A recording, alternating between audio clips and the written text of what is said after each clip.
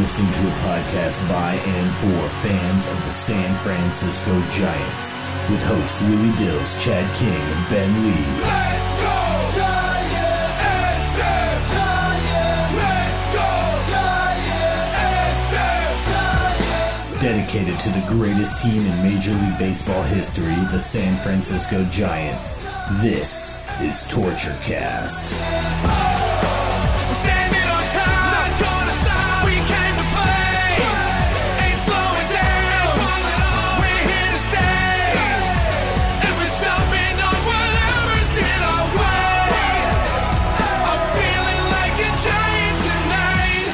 Welcome, everybody, to the Torture Cast, the podcast by and for fans of the San Francisco Giants. My name is Willie Dills. This is episode number 39, the Roberto Kelly episode. Had to dig deep for that one. I think it just took Chad remembering offhand that Roberto Kelly is number 39.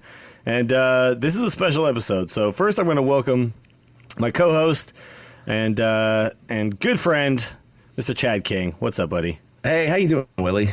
I think I'm doing good. I think I'm doing pretty good. Yeah, you're recovering right now, aren't you? Well, I'm a little sick. Yeah, I'm a little sick, but other than me being sick, look, the world's not all about me. There's bigger things going on in this world than me. But not in your world. Yeah, in my in my world. Yeah. In my world, there are actually things bigger than me, even there. And one of them happens to be the San Francisco Giants in the playoffs. And when that's going on... Playoffs? Playoffs? We're talking about practice.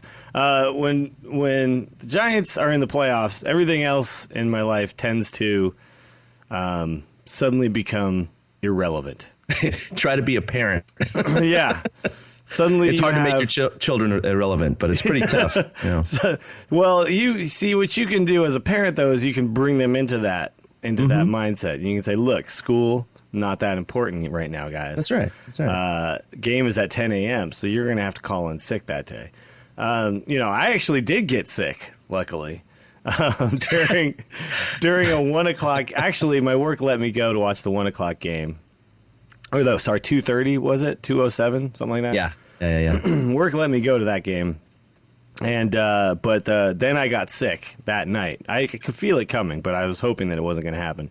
And then I think the celebrating and the drinking just brought it on, you know. That just lowered the shield. Huh? Yeah, exactly. Yeah. So, then thankfully, because of me being sick, I was able to watch the next two games comfortably. I wasn't comfortable, but comfortably from my home without having to worry about missing work and stuff because I was already going to miss anyway. So let's just bring everybody up to speed, by the way, on what the hell I'm talking about. So the Giants... I don't even think, did we do an episode after? We did an episode after we won the West, right? No, we didn't. That's the whole thing. The last episode we did was the bonus-ode after we did the press box. After the press box. And that was still a couple of days before they clinched the West. So, we did not get a chance to do a preview of the NLDS or anything like that. And, man, obviously the way this NLDS was going, I didn't think we were going to have another postseason a preview, obviously. Yeah. It seemed like we were going to have to do a post-mortem podcast. Exactly, yeah, post-mortem. That was pretty much what I thought was coming. Well, actually, I'll say this. I didn't think it was coming necessarily. I mean, obviously, we weren't feeling very good about our chances, but I'll get more into that in a second. But so let's talk about clinching first. We clinched with plenty of time to go, and the very next day was the final home game of the season, Fan Appreciation Day, and Bruce Bochy decides to play all second stringers, basically. Just sits all the starters down and gets to do what a manager gets to do in that situation. So now when we get to the playoffs, we lose 2 games at home. Do you feel like they were a little flat due to the clinching so early? Do you think that was actually a detriment coming into the playoffs? I think it can be, absolutely. And I don't know if it was in this situation, though. I mean, it seemed like they were flat. It's hard to say because after that, they went back on the road and obviously played the Dodgers in the last 3, and they played those hard. So I mean, it was very competitive. They didn't want the Dodgers to get in the playoffs, and they eliminated them on the second to last day of the season. So, I mean, they definitely had something to play for. But yeah, they just came in flat. I mean, I was at the Saturday night game. And it wasn't pretty, and Sunday was even worse. Yeah. So I can't say that it actually contributed to it. But look at the Cardinals. They had to fight all the way down the stretch, had a 1-game elimination game, and came back in this series. So there is something to be said about having that momentum going in, and maybe the mindset of just always being under that pressure. Look what the Giants did in 2010. They clinched on the last day of the season. Clinched on the last day of the season and never lost the first game in the playoffs. Never exactly. lost. They were 11-4 in the playoffs. I mean, they just rolled. Yeah. So now, I mean, honestly, it doesn't matter what your overall record is as long as you get to that 11 wins. But, we could say that the Giants looked flat for sure in those first 2 games. And I don't know necessarily. A lot of people after the first 2 games, and I'll get into this a little bit more at some point, but a lot of people said that, the Giants looked good against bad teams, and this actually isn't a good team. Only after we lose those first 2 games, by the way. Nobody was saying this after we clinched. No, of course not. But as soon as we lose 2 games to the Reds, everyone's saying, I knew it the whole time. The Giants were only playing the Padres and the Rockies and all these horrible teams, and they weren't going up against good teams like the Reds, so they weren't being tested. And this team was flawed from the beginning. Now, when we clinched and we were headed into the playoffs, was that a concern for you? Did you feel like this team hasn't been tested and now we're going to have to play some quality competition? No, not at all. Yeah. My concern was more like position by position. I was a little concerned about left field with Blanco and concerned about the closer because, it was Romo Lopez hybrid. So it's the closer by committee still, and we're still rolling with that. No, I didn't think they were going to have a tough time against a better team. I didn't think anything like that. They can beat anyone. It's just a matter of getting hot. Yeah. But it was interesting. I did have, they went down 0-2, and I was staying positive, and I was like, you know what? If any team can do it, this team can, because they played so well on the road. They scored more runs on the road. They had their record was pretty much exactly the same as at home, but it was well over 500. And I had a friend at my daughter's school who was a diehard Reds fan. He grew up in Ohio, and he's wearing his Reds gear all day. He was a real nice guy, though. He wasn't like, suck it, we took the first 2 or anything like that. But I was like, dude, tell your guys to back off. And this is right after the 2-0 lead.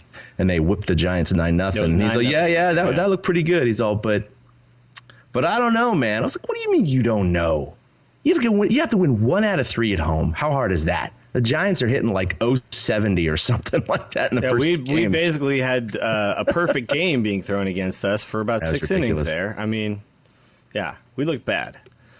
Either it was something he knew or the pessimism in him, but there was a little bit of optimism in me. And I tell you, when they got back into that 3rd game, I mean, I was certain they were going to lose that. They were also being no hit. They had one hit through 9 innings. We had 1 hit through 9 innings, but we were tied, though. But they were tied. Yeah. So they went to extra innings, and I actually went to the A's game that night and was in the suite, and I was with a couple of other diehard Giants fans.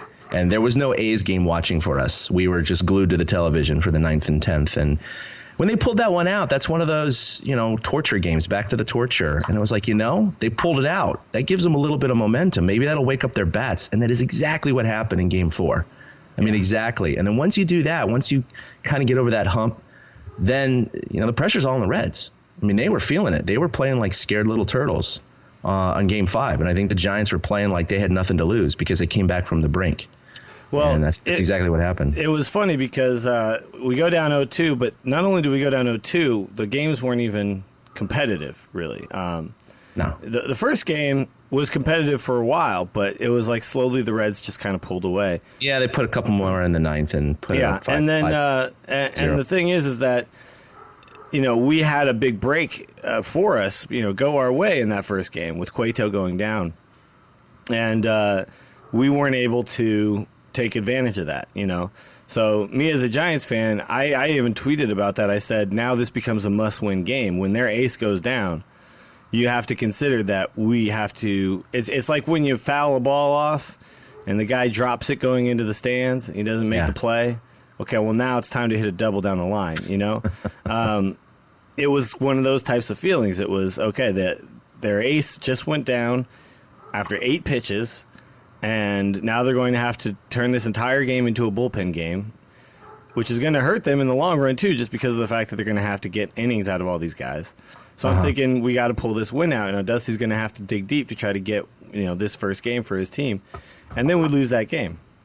So that's a pretty big blow.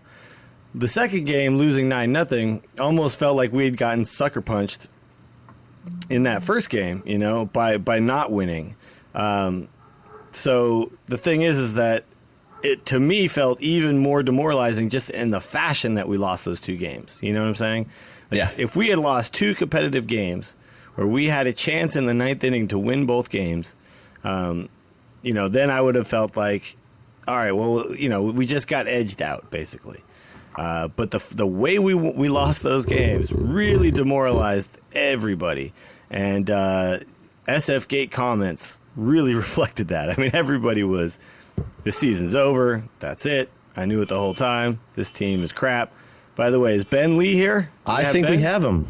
I was just going to ask to jump in on that, actually. What's up, Ben?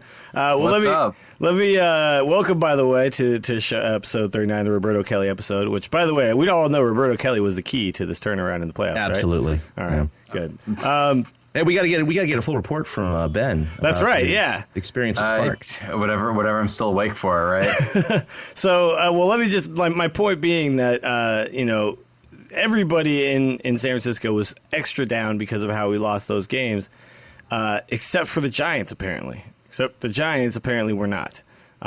They went in knowing what they had to do and knowing that they just had to win one game. And I was saying it too. All you gotta do is win Tuesday. All you got to do is win Wednesday. Well, now all you got to do is win Thursday. That's all you had to do, right? And they pulled it off. So kudos to those guys for not losing the faith like a bunch of the fan base apparently did. And Ben, you got to see the players come in last night. What was the mood? I got to go with exhausted. Okay. I mean, let's face it. Okay, so originally it sounded like they were going to be landing at about 2:30 was really kind of the thing. And credit to @1SF Giant on Twitter for trying to kind of organize and make this thing happen. It sort of happened. There were probably about 25, maybe 30 of us when the buses finally pulled in, because they finally pulled in at about 5:15 this morning. Ooh. Oh, wow. Ouch. Yeah, I haven't slept since about 9 a.m. yesterday. Okay. So I'll be real interesting today. That's for damn. I'm sure you will. So who did you end up seeing? Who got off the bus? A lot of the guys went straight to their cars and just took off, and I don't blame them. I mean, we all kind of knew they were going to be exhausted. We just kind of wanted to be there for moral support. Nobody was asking for autographs. Nobody was, obviously. The only people who are crazy enough to be out there at 5 a.m. are the ones who are just there trying to make sure that the team knows they're welcome back. Yeah. That you guys, I gotta say, the entire team has been talking about how the fans have not stopped supporting them, and to see guys out there at 5 a.m.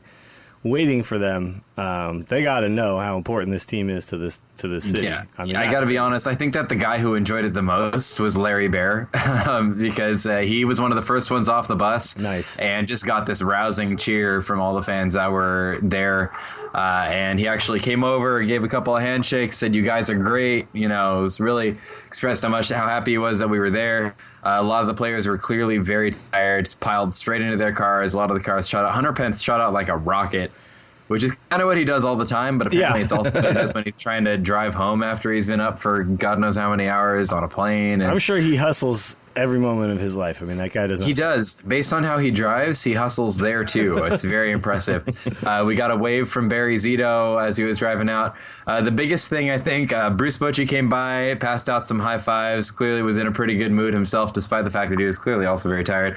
And Mike Krukow really, he came by and, gave some thanks, waved, came back to get some more of his stuff with his wife and his dog, and on his way out one last time, some fist pounds for the fans that were there, saying, "You guys are awesome, thank you for being here." Just as usual, Mike Krukow being a class act. Yeah, Mike Krukow's the man. Yeah, he really is. They're all great. If anybody out there has the ability or the technology to do it, listen to the KMBR broadcast instead of TBS, because I've been doing that when I was lucky enough to be at home watching the games, and it's a much better experience. Takes a little bit of time syncing things up, but oh my God, hearing announcers who actually know what the hell is going on is a huge difference in the experience of watching the game. So if you have the MLB app, it actually works perfect because it's not ahead like normal radio. So you can actually take your DVR and just pause it for a second and then like wait and just try to get caught up. So.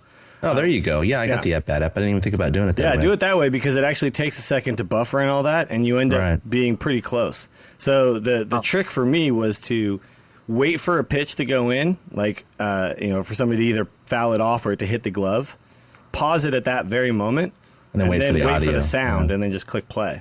And if you just kind of time it just right, all of a sudden you're synced up perfectly. Oh, cool. It's amazing. Yeah. Nice. So much better.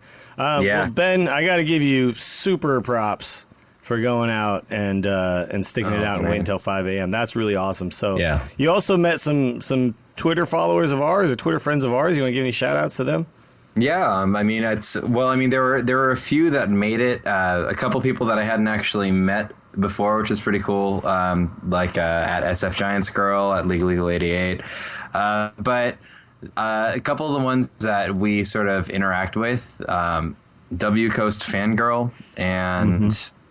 I'm totally going to mangle their usernames, but Ashley and Mac, two people that we interact with on our Twitter sometimes. Also, kind of, I got to meet up with them for a little bit. Mac actually made it out at like 5 a.m. with me, and we were just kind of waiting there to see the Giants come back in, provide a little bit of support. And I'd say a familiar face, but none of them have any idea who we are. Although Mac has an awesome orange sign that says Opa Gamer Babe Style, which is signed by Brian Sabian. So there was that.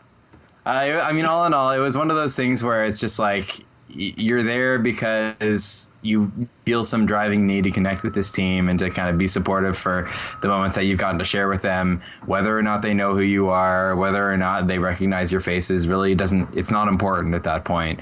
Because, I mean, for me, there were a couple people there that I've seen on Twitter, and they're the type that get really excitable, and there's all exclamation points when they talk about the team and, like, baseball emojis and stuff. And that's awesome because every team has to have that for energy. I admit that I'm one of those more cynical tweeters. I do a lot of trolling. I write a lot in all caps. I make a lot of jokes about how the Giants' greatest weakness is pitchers that throw balls. But... you felt it being out there, even though there were only a few of us. You kind of got that people were there to cheer and make noise and make the guys feel like they were back home. And even though it was really early in the morning, I feel like we got to do that, and hopefully all of them appreciated it, even though it was, there were a lot of really screamy girls and a lot of real high pitched Bruce, Bochy, Bruce. It's one of those things that just like it seems different at 5 a.m, and I'll admit it too. But it was really it's pretty incredible to be around to see people have that much energy at 5 a.m, having been waiting for these team buses to roll in for forever and a half, not knowing when exactly the plane was landing. It was pretty awesome. I'm not gonna lie. Well, let's talk about how the Giants were able to pull this damn thing off because. This was historic, basically. I mean, there's no other way to put it. No team had been down 0-2 and had to go play the next 3 games on the road. And, well, no NL team had been down 0-2, period, and come back. That's right. But no Major League Baseball team had been down 0-2 and had to go play 3 on the road. So, well, and I hate to be the voice of reason here, but that's because the division series has never started. Well, absolutely. True. So there is that. But the thing is the deck was stacked against the Giants in a way that had never been stacked against any team who had to do this before. Which is strangely is kind of familiar territory for us in a way. I guess so, yeah. So not as much as the Cardinals, I'll say that. So well, credit Chad, for that. How do you feel? What was it that how was it that we were so different in games 3, 4, and 5 than we were in games 1 and 2? I was reading a lot of the Reds fans blogs and comment sites and fan sites. And one of the things that they kept harping on is, I don't understand. The Reds out-hit the Giants. They out-pitched the Giants. All the stats were better and they still lost. How the hell did that happen? And I'm not going to say it's intangibles, but I think it's just timing, like we were talking about earlier. We have game 3. They have 1 hit through 9 innings. Well, that contributes a lot to your lower batting average. Sure. But they manufacture that run with the error and the sac fly and all that. Well, hit by and pitch, they go to extra innings. Hit by pitch, walk, wait, what was it? Hit by pitch, walk, wild pitch, sacrifice? Fly, sac bunt, sac fly. Yeah. Sac bunt, sac fly. Thank you. So it's one of those, scoring without a hit kind of plays. And then in 10th inning, they get 2 hits and, things work out for them on that hopper by Arias to Roland, and they hold on. So little things like that, I mean, that's a huge game swing right there. So I think stats in a 5-game series, I'm not going to say you can throw them out the window, but when you have anomalies like this, you can. But like we were saying earlier, you win that first game, and then suddenly you realize, well, we only have to win one more to be tied. That's not that much. Yeah. You know, it's and again, it's a cliche, but one game at a time, when you really break it down like that, that's what I think the players felt like. And obviously Hunter Pence had something to do with that. Jacked him up, which is a little unusual for a baseball team. Sure, Usually well, you're not not only that, but you're not baseball running team, out of the tunnel getting ready to tear the quarterback's head off in baseball. So it's a mid-season trade too. I mean, it wasn't like he was the leader all year. He just. This isn't like this is Posey giving the speech, and that's really not his thing either. Yeah, well, that would have been even more ridiculous. That Posey giving a speech, I don't know if that'll ever happen. But I mean, it was definitely weird. I mean, Pence, not only that, hadn't really played very well since coming to the team. He hit 219 with the Giants. Yeah, so I think maybe he just decided to just put it on his, put something on his shoulders and say, look, if I'm not going to play well, I can do something for this team, and and I'm not blaming him. Yeah, I'm not blaming him for not playing well. I don't think the guy, I think he got a little unlucky. I think there was a lot of hard hit balls that just kind of went at people for him. Just found gloves. Exactly, and a lot of strikeouts too. I mean, he's kind of a free swinger, and he tends to strike out, but. He definitely is, but so is Pablo, and we sort of you have to take the good with the bad sometimes, and we need the good to have some good timing, and he definitely had a couple of timely moments. Certainly that walk that he took was a real big one in kind of advancing everybody forward. And when we managed to score, Posey gets on base, Pence gets on base, and that's how we finally end up. That's how we win Game 3. Yeah, exactly. Pence doesn't get on base there, and we don't win that game. So yeah, so I mean, I obviously I wouldn't say he's contributed as much as the rest of the lineup by a long shot, but every Giants fan still loves Hunter Pence, and it's not just because of the speeches. We can tell that he's still working really hard. Well, in the play in right field too, and that's very same absolutely. Game. So yeah, absolutely. Without him, we don't win that game. So, regardless of the speech, he went out and he backed it up with his play. So, I mean, Ben, like Chad brought up a good point. The stats were in favor of the Reds when you look at it overall. What do you think was the key to the Giants turning this thing around and being able to pull off 3 in a row? I mean, it's hard to say. I mean, there was sort of this. I feel like in Game 2 there was sort of a moment where it got so bad that you could see the team kind of just deflated, and it doesn't necessarily mean they were giving up, but just like that will to swing just kind of got sucked out of them and out of the fans, out of the park, all of it. And I think that what really kind of hit is in Game 3. I don't know if it's because they got fired up or if it's just because they felt like Homer Bailey should be more hittable than this. I don't know, but they didn't. There was something in the way that they took their at bats, in the way that they went after guys, that just didn't feel the same. It didn't feel like they were folding. You had this feeling that if the pitching could go out and just keep it close. And I actually think no matter what you say, Bochy, I think, did a really good job working with the bullpen. Oh, absolutely. And managing out of the bullpen. Yeah, absolutely did. Yeah. Yeah, I mean, I will say I still am not sure about how I feel about the decision to start Zito, but I can't really blame him for it based on how Zito had been pitching. But well, we won the game, right? So that's 12 starts in a row where right. Zito starts and we win. So that's right. It's hard to argue with that. And when you put it that way, we've already established that we're not arguing because or despite. So we're just going to run with 12. Yeah, last 12 yeah. 1. 2 1/3. Good job. Start Zito every game and then pull him immediately. And just let him pitch to one guy. Yeah, and pull him out. There were definitely those moments though where you start wondering if somebody's being left in just a little too long, and then Bochy would come out, he'd make the switch. And the next guy that would come in just wants to pick up the guy before. It's the same thing we started seeing with the bullpen in 2010. The next guy knows, if something happens, the next guy behind me is going to bail me out. And the guys really, I think, the pitching, I think, had a huge, huge part in keeping us in, because those moments when the hitting was faltering, you could still see they were taking good at-bats because they always felt like they were still in it. And every time they felt like they were still in it, one of the relievers would come out and would pitch just one hell of an inning. Whether they let a couple guys on base or what, they would just pitch one hell of an inning to make sure that the guys were still in it. Yeah. And I think that in this case, I almost feel like this series, so much of it has to do with Vogelsong and Lincecum in the bullpen. I think Vogelsong's start was clutch, and Vogelsong really had to, pitch well. Vogelsong was 3 the game games. 3 guy. He really didn't have he didn't have any other option. He had to pitch an amazing start, but he earned that start with his last 3 starts of the season, basically. Absolutely. Because he battled like crazy, and even though he wasn't as sharp as he was early on, he proved that he wasn't dead. I mean, I think right now Bumgarner might be a little bit dead-armed.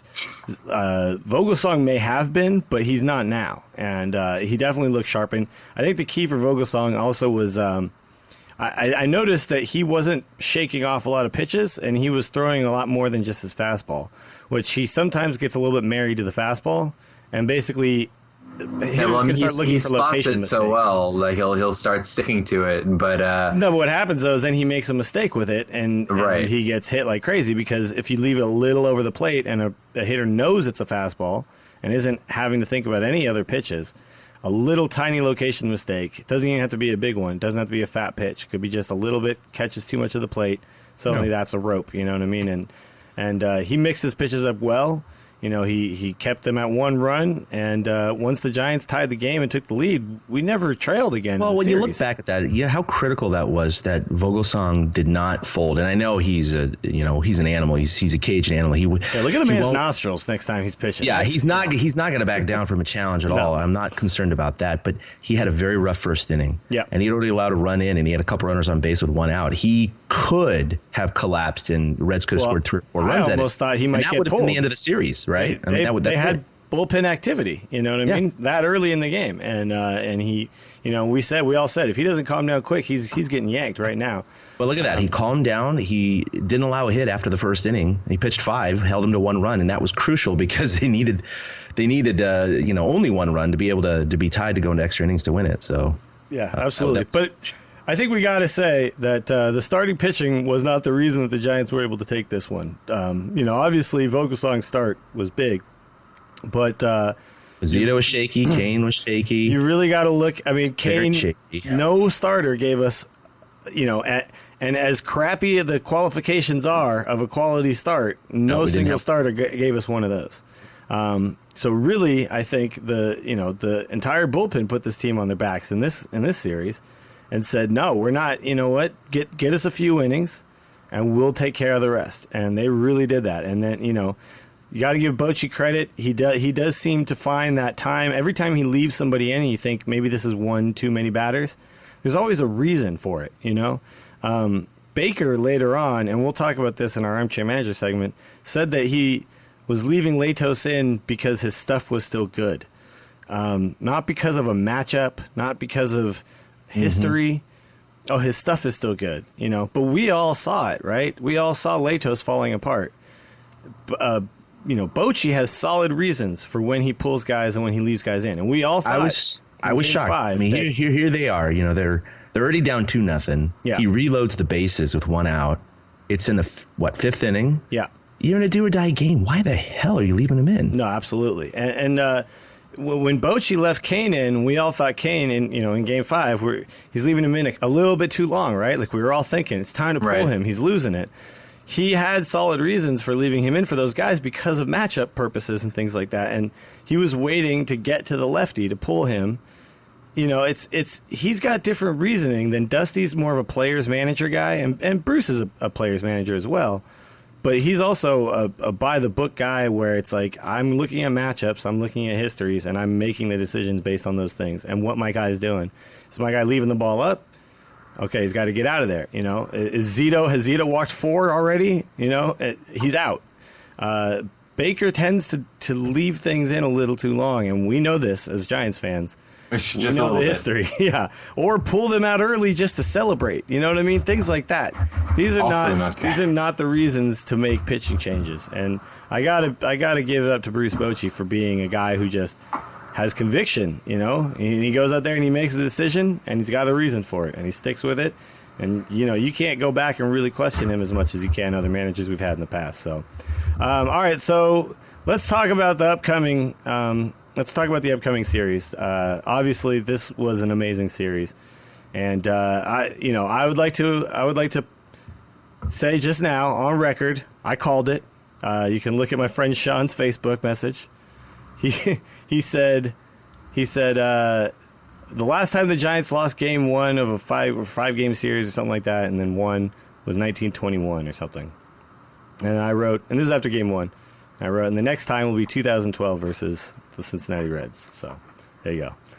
I called it. All right, let's move on to the next series. I thought you were just going to say something like due. Pull a little Mike Krukow. Yeah. Yeah, he's due. Yeah, he's due. They're due. Well, we're due. They're due. Let's talk about this upcoming series against the Cardinals real quick before we move on to some of the other segments here, because I know we don't have a lot of time. Just real quick, Chad, pick. Give me your thoughts on it. Who do you think's going to win this thing? Are you picking the Giants? What's going on here? I'm picking the Giants. Okay, good. For I you. am. I think we're probably all Back that up. Spoiler alert. I think we might all pick the Giants. Oh wait, now hold on. You don't know. Let's see. No, yeah, I think the Giants woke up. I really do. Okay. I'm not saying I don't think Hunter Pence is going to do his pregame talk, although you never know, right? They were wearing the same. Yeah, the team was wearing the same clothes too. I don't think they're going to be wearing the same clothes for a week straight. Well, I am. Even Romo was saying that his stuff was getting funky, but he was still doing it. Beyond that, I just think that they woke up. I think they woke up. I think they're going to have a better mentality for playing at home starting tomorrow night. They have been playing so flat, really the whole second half at home, and they open up the series like this. I just think things are going to click a little bit differently for them. Okay. The thing that scares me, and it's not the Cards statistically, I don't think their pitching's better than the Giants. I don't think their hitting's better than the Giants. That's not it at all. It's whatever moxie they have, continuing from last year's World Series, actually from the playoffs where they overcame the Atlanta from the Braves. Regular season. In the regular season after that collapse, they sneak in as wild card, run through the table and are down to their last strike against the Rangers 2 times. Mm-hmm. And they still somehow pulled it out. This year, same thing. They sneak in as the second wild card, which is kind of funny because with the old system, they would have been eliminated. The poor Braves. I hate the Braves, but I do feel sorry for them. This is one of the reasons I don't like the second wild card. Last year, I hate the Braves, but I'm pro Chipper Jones the final year narrative. That's right. So. That's right. Well, the Braves would have obviously gone into the wild card last year with this new system, but they didn't. They collapsed. The Cards beat them by 1. This year, the Cards are the ones that finished behind the Braves, but 6 games, by the way, behind the Braves. But Braves have to feel screwed right now. They go into the Braves. All it takes is some poor hitting and an infield fly. So the infield fly rule was ridiculous. Throwing it into right field. Too. Yeah, I mean, it really wasn't just that. Yeah, it was, the chipper's error, the lack of hitting, but that infield fly just kind of it's like adding insult to insult. Well, but it's like the Bartman thing to me, that infield fly. It's like, let's just blame it on this thing that happened while all these other things happened. Agreed. You know what I mean? It's you can't pick that one. You can't. Just like you can't pin like any part of the Nats Cards game on any one person there either. Like everybody wants to pin it on Drew Storen, but no, you can't. No, absolutely. There's a lot that went on there. Yeah. So last night, they're down 6-0. 6-0. It's funny. The Giants were up 6-0, and they almost blew the same lead. Which it would have been the first team to blow that large of a postseason. As soon as it got to 6-4, everybody started thinking itself felt awfully familiar and getting a little worried. And then as soon as it went to 6-5, everybody was like, never mind, this is totally different. We're okay. No more flashbacks. I'm good. I'm good. But my point is that they have some ability to just keep coming back. They're like a cockroach, the St. Louis Cockroaches. I mean, they cannot be crushed. And so even if the Giants dominate this series, you just kind of are afraid that little intangible that might come out in 1 or 2 games that swings the difference. But beyond something crazy like that happening, a 6-run comeback, I think the Giants have a superior team. Okay. Ben, are you... So, Chad, give me number of games. Giants in how many? I think Giants in 6. Okay. Ben, what do you say? I gotta say, I do think that the starting pitching is going to pick up a bit. I do think the hitting is going to pick up a little at home, but of course we're setting the bar really low here. So, which we do sometimes. It's nice to be able to start by disappointing you and then make you feel better later than have you get disappointed when we don't hit later. I definitely think we're going to hit better. I think that we're going to see the Cardinals pitching better because I don't feel like the Cardinals do have some strong pitchers for sure, especially towards their back end. Sean Marshall, they've definitely got a couple of guys that are real solid. And I mean, we are going to be facing, Adam Wainwright, who has proven hittable, but also can be pretty devastating. And we definitely have our mixed results with devastating pitchers sometimes.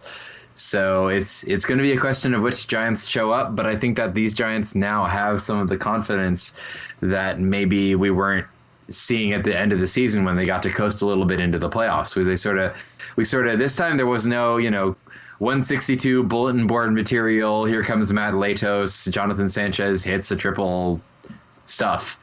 This time it was really like, hey, we clinched early. Let's just watch the Dodgers collapse themselves into a black hole as we try and see where we're going to end up in the standings. And we coasted into the division series a little bit, not knowing what we were going to get. And I think every Giants fan went into this series kind of like, oh gosh, who's going to show up? What is it going to be like? And the first two games did not go so great. Now I think they've really kind of established more how they're handling things, what they're going to be doing, how this team is playing. They're developing a little bit of a playoff identity on how the 2012 team is different from the 2010 team. And I think that's going to lead to them coming into this series going, you know what, we know who we are. We know what we're capable of. No, there isn't really going to be any doubt this time. And so if somebody does start to shut them down, I think that these guys are now going to be a lot more resilient because they've already proven that they can do it 3 times in a row. So how many games? I think it's going to be pretty close. I'm actually going to go ahead and say Giants take it in 6. Okay. I also already called 6, and I'm going to say 6 because the Reds were a better pitching team than the Cardinals are. The Cardinals are probably the best offensive team in the National League, though, and that does worry me. However, the Giants have, potentially the best staff. And while we didn't do that, we had a down season from Timmy. We had Vogelsong fall off in the second half. We had Bumgarner have some struggles towards the end of the season. We also still kept a lot of the magic going throughout the year. Zito had a much better season than anybody expected. I think the Giants still do have a far superior starting 4, and a superior bullpen. And even without a closer that we know we have the best closer I think that you can have by having a closer by committee. And, it just means that you can mix and match. You don't have to just live or die by one guy and if he's having an off day. So I honestly think the Giants pitching beats the Cardinals hitting. I do think the Cardinals will have some magic moments in this series. Definitely. And I don't think you can really stop that. But the thing is, there is at some point, there is going to be a hangover from this for the Cardinals and their fans. You can't just party like this all day and all night. And when you wake up the next day and you try to do it again, I think you fall a little short. And basically what you can compare this season to is the second day after a massive party, and they're trying to do it again. They're trying to go all night again. And I don't think they're going to make it. I think at some point they're going to pass out in the corner, and it's going to have been too much. Someone's going to yak, and then they're going to be like, I'm trying to boot and rally, and it's not going to work. So and somebody just ends up passing out on the couch. Exactly. Cardinals and wakes up the next morning and doesn't remember where they are and how they got there. And we wrote cock on their faces. Yeah, exactly. Absolutely. So Cardinals are what else going do you down do? in 6, and they're going to have the word cock written on their faces. All right, so let's. Speaking of, they're a kind of bird. I'm talking about a rooster, male rooster, dude. Oh Jeez. yeah, of course. What else are you talking about? Look, we face a lot of red birds. I'm getting confused about which one is which. All right.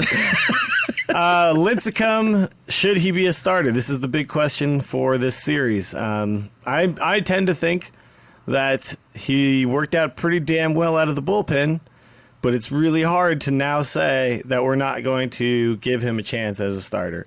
Obviously he took to that role. He did what he needed to do for the team, and he excelled in that role. And it's actually a pretty damn good weapon to be able to say that if any of my starters falter, I can go straight to Tim Lincecum. That's a pretty solid thing to have in your back pocket.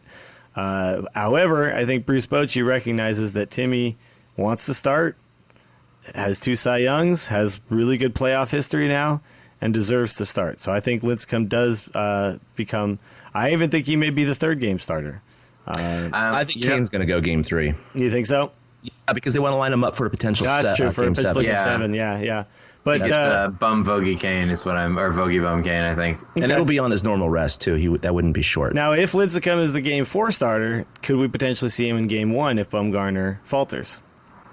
I think that's not out of the question, especially in a relatively short release stint. You know, Tim's got a rubber arm. He's worked on short rest before. It's one of the reasons they hesitated with Matt is that he's never really pitched on short rest. And I think they're not likely to try and break that now unless there's an emergency. You know, we get into a game 6, game 7 situation. Maybe you see him come out of the bullpen. But that first relief stint he had in game, was it 1 or 2 in San Francisco? Yeah. Wow. Game 2. Where there was that mass confusion about he didn't know if he was coming in out. or not. Yeah. Well, he stood down there on the pen and just was talking to Gardner, and he never threw. And so he went back in the dugout. He and he threw a little bit, but it was like 1 or 2, barely. Oh, that's right. Barely. But it wasn't from the mound. It wasn't full. It was just kind of. It was like long toss. Yeah, and so short toss, really. He realizes, you know, he's in. He's kind of pissed. He's kind of flustered. He grabs his glove and he goes out, takes his 8 standard warm up pitches and goes. So they were talking to Bochy about that afterwards. Yeah, and they're like, yeah, you know, he has a rubber arm. There was some confusion there, and Timmy had a brain cramp. And didn't realize with the hitters that he was actually going to be in the game. He actually thought he was going to be out and not get in. So he had a bit of a brain cramp, but he got in there and he said he had a rubber arm and obviously pitched well. And then after they clinched, he was on Tom and Eric, their show, Eric Burns, on KNBR. And they're asking him, so, hey, you know, Timmy pitched pretty well. Is there any way that he's not going to be a starter? I think Bochy had a little bit of beer and champagne in him because he was pretty elated at the time because I've never seen him sound that high or hear him sound that high. But he's like, oh, yeah, definitely. I think Timmy's earned it, and we're going to meet. We're definitely going to find a spot in the rotation for him. I mean, so just an hour after they clinched, he's basically saying absolutely. He's already saying yes. And it's going to happen. Well, here's the thing. This is why I'm saying, will we see him in game 1? Because of the fact that if he's the game 4 starter, that could potentially be the only time we see him in a 7-game series if we don't find another place for him. I don't think that it's completely out of the question for him to throw a couple innings in game 1 and potentially even a couple innings in game 7 if needed, if he's the game 4 starter. And, you know, and we all know that starters are going to have a short leash regardless. So in game 4, I don't expect him to go much longer than 6 no matter how well he pitches, you know. And so I think we could see him used in all roles throughout this series. So it'll be real interesting to see what Bochy actually does now that he's not high anymore. But yeah, I I have a feeling we will see him start. All right, let's play Armchair Manager before Chad has to get out of here. We got about 10 minutes or so before Chad has to jet. So I personally tweeted out that I thought that we're going to play Armchair Manager for another manager, by the way, for Dusty Baker here. I personally thought Dusty Baker made 2 critical mistakes in the 5th game. First was the double steal. Now, the situation at that time is they were down 6-3. There was 1 out. No, there was no outs, right? Nobody out. Runners on first and second. 3-2 count. You got Hannigan at the plate, who is a contact guy. He doesn't strike out a lot, but you don't have speed on the bases. So yeah, Jay Bruce. So if a guy doesn't make contact there, you're pretty much hanging your guy out to dry at third base. You've got Posey behind the plate, who you know has a cannon for an arm. Exactly. Yeah. Exactly. You know, Bruce is relatively quick, but he ain't that quick. You know, we're not talking like Coco Crisp here. Yeah. Now, the one thing to look at though here is you have Kane on the mound and not someone like Lincecum, who's a strikeout pitcher. You know, I mean, Kane does strike people out, but not at the rate that someone like Lincecum does. He's known as a fly ball pitcher. You know, he gets people to put the ball in play. However, in that situation, they ran on the first pitch, fouled off, right? So Kane knows that they're going to be running. So Kane can go for a strikeout pitch there.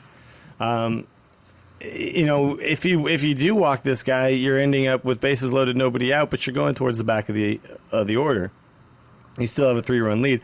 I personally just think that running them there was the wrong move. I understand doing that in maybe a 1-run or a 2-run game, because then you suddenly move. If it works, let's say he hits a ball on the ground, you move both runners into scoring position. In a 2-run game, that means a base hit would score both of them and tie the game. In a 3-run game, even if you move them both up into scoring position, a base hit does not tie the game. You're still down. I say you don't run into outs, and you give yourself a shot at the 3-run bomb, which is something that the Reds can do. So let's start with you, Ben. What did you think of this move? Did you think this was the right thing to do? You know, I don't know that Hannigan's not a bad hitter. I don't know if he's the first guy that I would try and tag for a hit and run. the same thing. Time, I'd have to look up what Hannigan's strikeout stats are. I mean, there are definitely other guys. Well, he's not a big strikeout guy. He doesn't strike out a lot. There's a lot of other guys on the Red who are much more likely to strike out than he is. Just kind of that high risk, high reward, swing for the fences type approach. But what does he gain from this is my question, really. I mean, like, let's say everything works out perfectly. Hannigan slaps one through a hole, right? What does he really get? Like, that would be like the best case scenario in that situation. What would happen? He would score one, get a guy to third, so it'd be first and third with nobody out? I mean, I think... I'm trying to remember who was it. Bruce was on second. I'm trying to remember who was on first. I just blanked out for a second there. And not speed, but the throw's not going to second anyway. So that's the speed of first base doesn't really matter. It doesn't come into play as much. Right, but if somebody's going to get the hit, the question is, like, do you have enough speed for them to get from first to third? Are you scoring one run and putting another guy in third with a guy on first? That hit and run, you're not just talking stay out of a double play at that point, although that's certainly going to be part of it. If you're with 0 outs, you're really starting a double steal in the hopes that it's either going to be a hit and run successful or that it's going to be a steal successful. And I think we can say pretty safely that, especially after doing it once, having it fouled off and having Kane know that it's coming, it's not going to be a successful steal. So I'm thinking the goal was to Hannigan have... It's one of those hit and runs where you kind of expect a hit to come out of it, not just bat on ball. Yeah, I mean, I think he expected him to put the ball in the play, but I mean, obviously, but I just feel like it doesn't necessarily seem like a well-informed. He raised the percentage of a double play in my eyes, because to get a double play, is a very specific thing that has to happen. A ball on the ground to a fielder quickly, right? I mean, you're not going to get a double play on a slow ground ball. You're not going to get a double play on a fly ball. You're not going to get a double play on a line drive. You're not going to get, you can't. The idea, though, you start the runners early, it's a much lower chance that you're going to be able to throw the ball to second before they get there if they're already, more than halfway there. I know, but you open up a new potential for a double play. And if the guy strikes out, a definite double play. Do you see what I'm saying? Like, right. Putting the ball on the ground to an infielder is a very specific set of circumstances that have to happen. He could easily hit a fly ball. He could do anything, any number of things when he hits the ball. So to me, it's just I don't like that play unless you've got speed on the base paths and you're only down by the 2 runs that are on base. I don't think you could fault Dusty Baker if it was the first time he tried it on that 3-2 pitch. Sure, yeah, okay. But the fact is, he did try it on the first or second pitch. So you already have Kane and Posey alerted to the possibility it's going to happen again. It's happening. Yeah, absolutely. So, Posey might be a little bit less flat-footed because he probably wasn't even thinking about those guys going. First, but boom, they go, and he's like, "Oh crap!" Well, it's possible on a 2-strike pitch here. It's because at first he was like, "Why would you possibly send them on this count?" On a 3-2 count, I think any catcher's going to expect it. Sure, but originally on the first one when it got fouled, I assume you're just kind of like, "Well, all right, they're not going to try double steal with these guys with nobody out."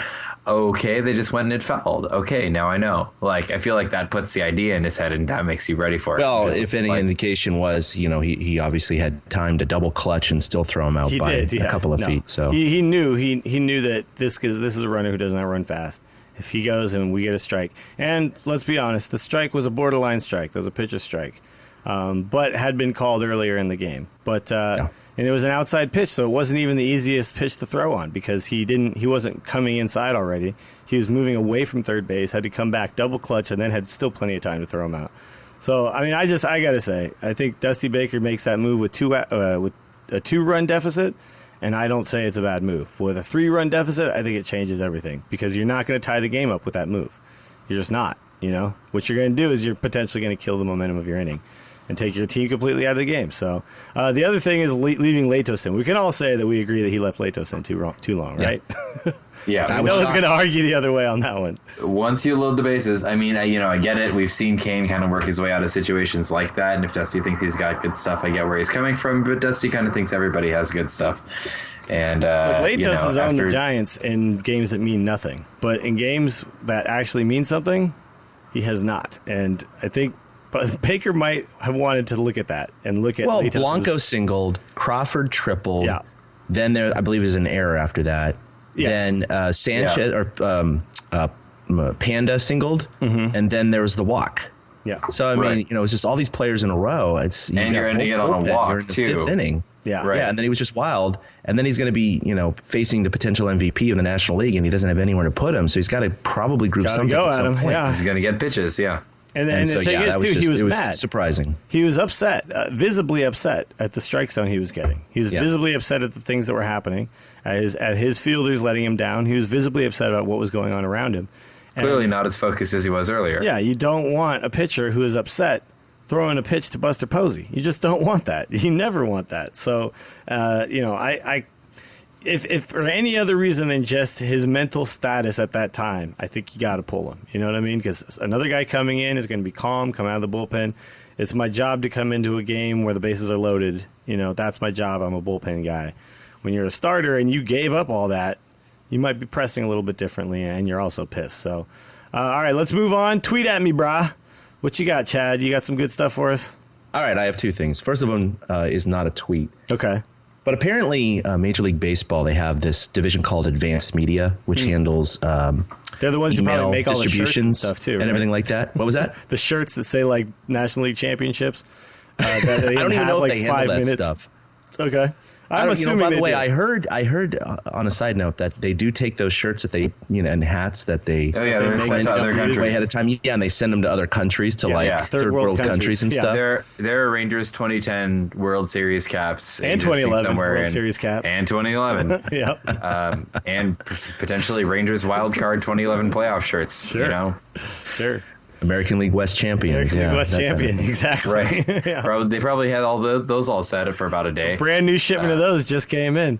So whoever was in charge of sending out the playoff World Series ticket information for the Washington Nationals, who works for Major League Baseball Advanced Media, sent it on a timer, basically saying I was going to be sent out at 7 a.m. Eastern Standard Time in the morning.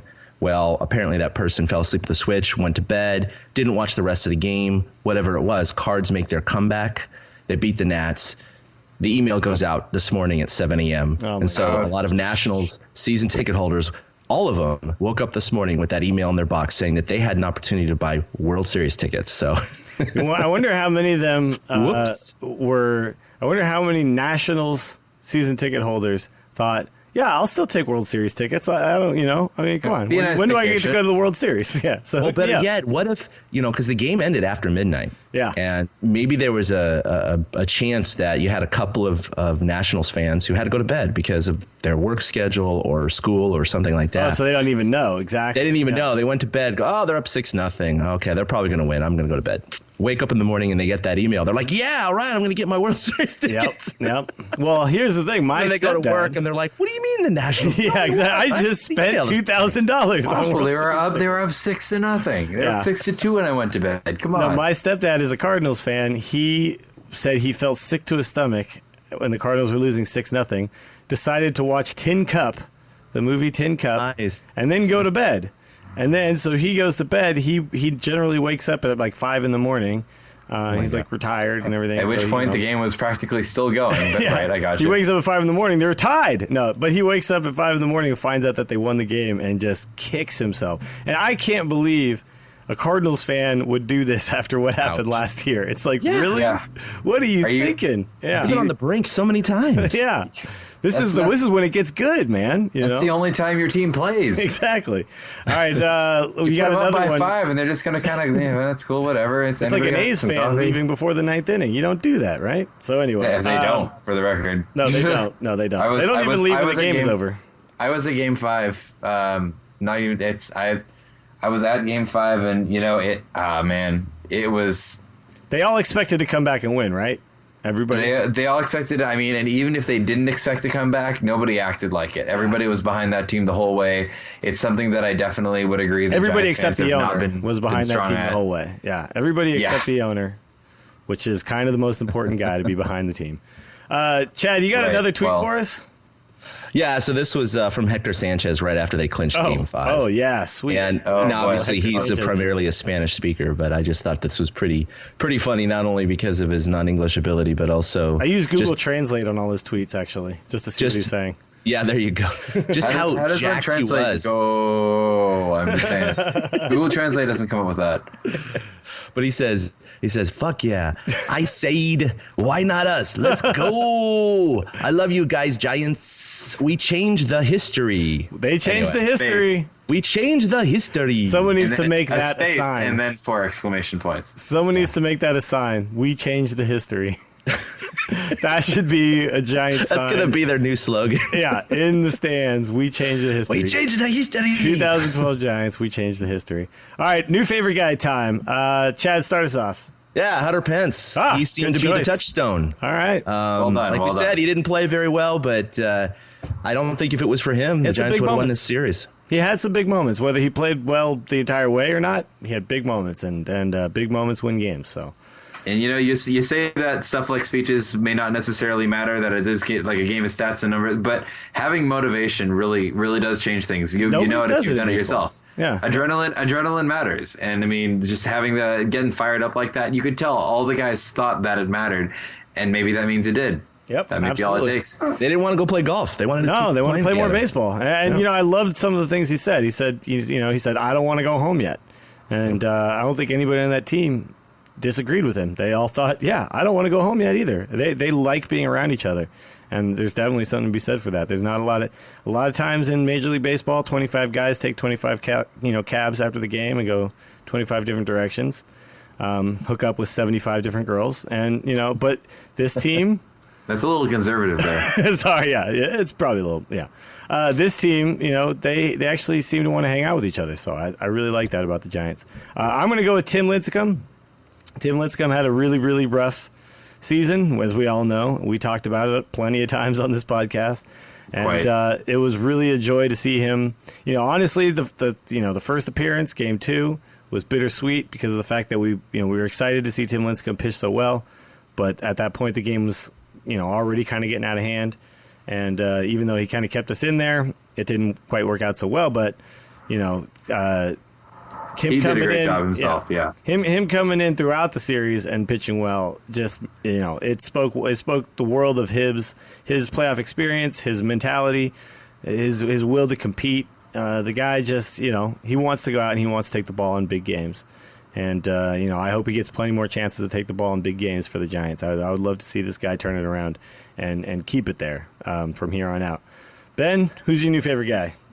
I'm going to go with George Contos, who That's really quality got pick. used. Yeah. He really ended up being the fireman a lot in this one. Even though he wasn't the closer, he really got brought in a lot of tense situations. And Contos really, he's been drawing eyes ever since the trade with Chris Stewart. Mac over at Aris Sports, Third Street Kings, did a whole piece about how good he was doing in the minors, and when he came up, he stuck with that. He didn't let a lot of guys on base. He was real shut down, and when we really needed somebody to pick up one of the starters, Contos was the guy that we would turn to time after time after time, no matter how much it seemed like he needed a rest. You know what? Contos was always game to go, and he was real solid.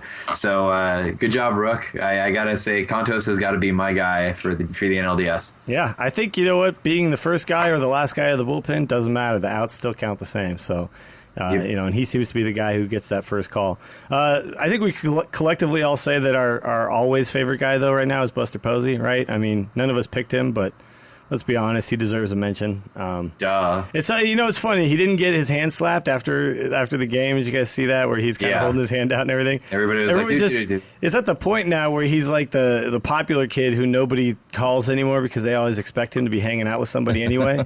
So like nobody's like actually hanging out with him because he's everybody loves we got Buster. it. He'll be fine. He'll be fine. Yeah, you hit the grand slam. Yeah, well we all expected you to do that. Yeah, so. that's whatever, dude. Yeah, it's your job. We all called that. So all right, so let's Good job. Whatever. Yeah. All right. let's hate on some people. Chad, start us off one more time. All right, Carlos Beltran. All right.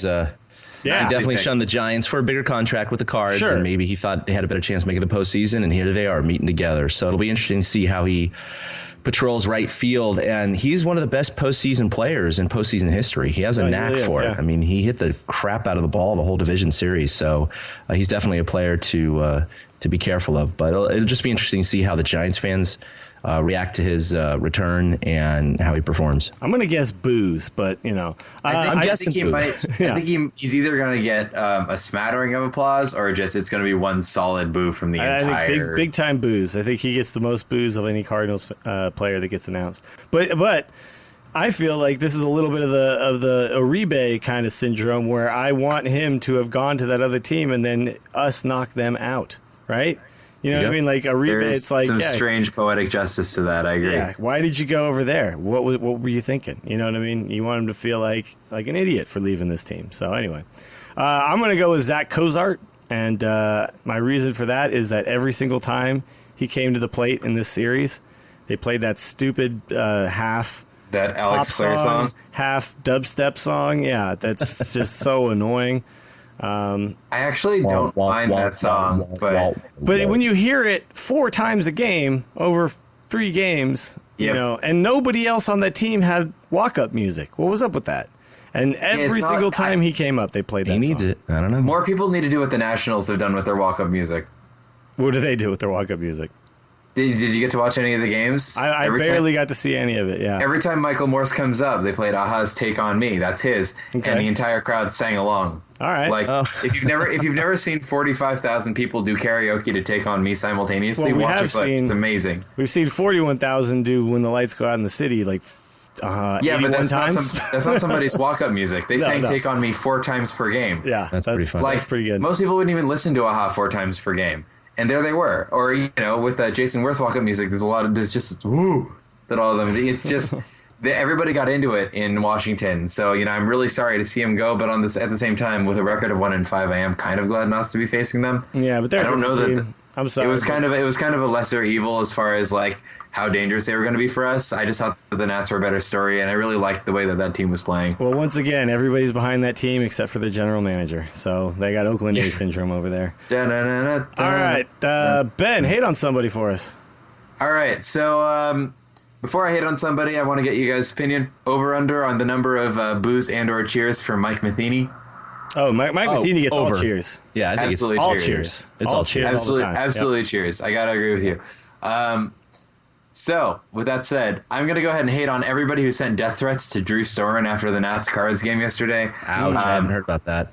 That's how Washington does it. I mean, when they don't like somebody, they send death threats, right? Well, it's... Damn it, Willie. That's a D.C. thing. That's not... No, you know what, though? That's not a Washington Nationals thing. That's a D.C. thing. You guys may remember, though, that was also a San Francisco thing after Kyle Williams. So, I mean, we kind of have a soft spot for guys that get sent death threats on Twitter. Yeah, no, I mean, really, though, it's a young guy in probably the biggest closing situation of his career in his, you know, the end of his first postseason series, and he implodes, and then the offense doesn't pick him up. And it's rough. It sucks. I'm really upset that the Nationals didn't get in, even though I'm kind of happy not to be facing them. But it's not really a mixed blessing. I just think it sucks. And that said, there's no way that I would then tell Drew Storen that he should die. A lot of the Giants fans that I saw took to Twitter and said, "Drew Storen, please don't log on Twitter tonight. For whatever you do, please just don't log on Twitter." And I was like, "Yeah, but you know what? Whatever. There's so many more reasons that they did not win, and I think number one, you can point to the fact that they shut their best pitcher down. So send death threats to the GM if you're going to send death threats to anybody. You know, I'm sure Strasburg's arm wouldn't have fallen off if he had the last 5 or 6 games he pitched. He'd be just maybe fine. if you'd taken it easy, he said he could come back in the postseason, something. Yeah, but come on.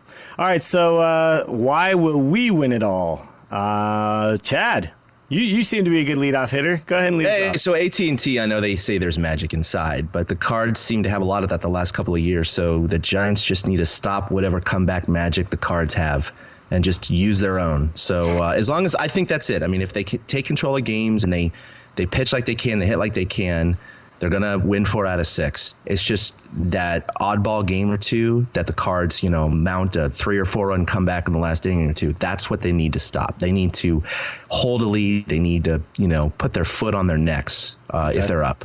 They just got to prevent these guys from coming back. Yeah. So this is like a magic on magic situation. Magic on magic. I don't know what happened. It's like Harry Potter and Voldemort holding wands at each other. Look, the Dodgers are really far south. Can we stop talking about magic, please? Okay, yeah, I guess that's true. What's the magic number for the Dodgers? Sorry. What's the magic number for the Giants? Yeah, okay. The magic number for the Dodgers starts with a G and ends with gone. Yeah, so I guess 1. All right, so Ben, what is your reason for the Giants winning it all? So I mean, there's pretty much 4 teams left here. in this stage of the competition. One of them is the famed Evil Empire in pinstripes. One of them is hopped up on clutch butyrol. So I got to say, let's go ahead and vote for the good guys. I think it's got to be Tigers Giants 2012 here. What do you say to the people who say that Miguel Cabrera like sacrifices animals to win Triple Crowns? Have you heard this stuff? Yeah, what do you think A-Rod does tearing $126 million contracts? Well, he sacrifices drugs into his bloodstream, but There you go.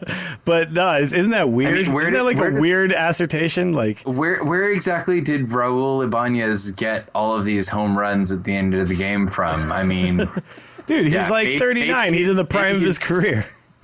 Maybe he's just particularly talented. I'm inclined to think that maybe there's a couple of pentagrams drawn somewhere, you know. It's just such a strange thing to say. Sold, you know, that kind of thing. It's such a strange thing to say, though, about like, oh, we all know that Miguel Cabrera is sacrificing animals. Like, what? What? Okay, look. We all know that? Who knows that? What is this guy talking? You know what I mean? It's such a weird thing. All of us know that. Like, it's written on his Wikipedia page or something. Oh, that's right, yeah. You realize that he the says it in all of held his like post-game interviews. The Nationals chicken guy sacrificed a rubber chicken and then held a ceremony over the Nationals dugout to try and clear it of bad juju. Can we all just, like, we can agree on this, right? Let's not kill any animals for the sake of baseball anymore. Like, people. What the hell? No sacrificing stuff for the sake of baseball. Not kill anything but, grass. Kill the baseball. You know what I mean? Do that. All right. I'm going to say that the Giants are going all the way because the Cards might have some magic, but they don't got this kind of magic. They don't got the Giants magic. They, got down 2011 2-0 in a best of 5 series. 2011, they got lucky. We weren't there. Buster Posey got hurt. We weren't there. If we were there, it would have been a completely different situation. That Giants team lost their heart and soul. The heart and soul is back and in full effect, and we also have the magic working for us. And I'm sorry, but the Giants story is it's a better one. And as much as the Cardinals have some really cool stuff going for them, and you got to say their offense is fantastic, I think the Giants magic Mike wins. Matheny. Yep, I think the Giants are. I think when those wands go at each other and the special effects are going or whatever, the Giants won somehow. They like push forward or something.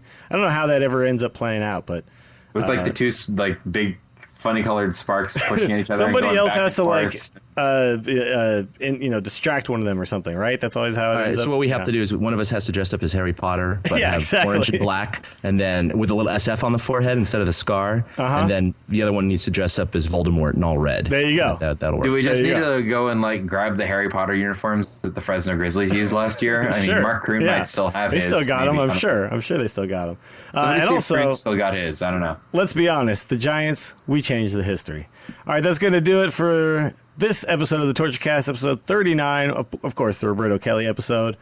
Let's go Giants, take on the Cardinals. We'll probably be back after this series, I'm hopeful, in between this one and the next one. If not sooner, we'll see when the next time we can record is. But, we got to get one going. And hopefully that will be one where we're planning out our next series in the World Series against the Tigers. So looking forward to that. If you want to follow us on Twitter, you can do that at TortureCast.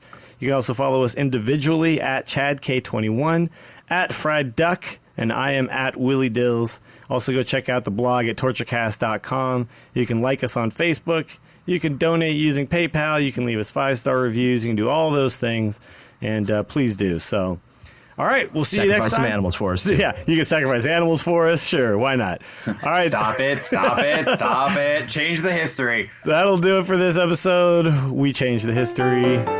Boom.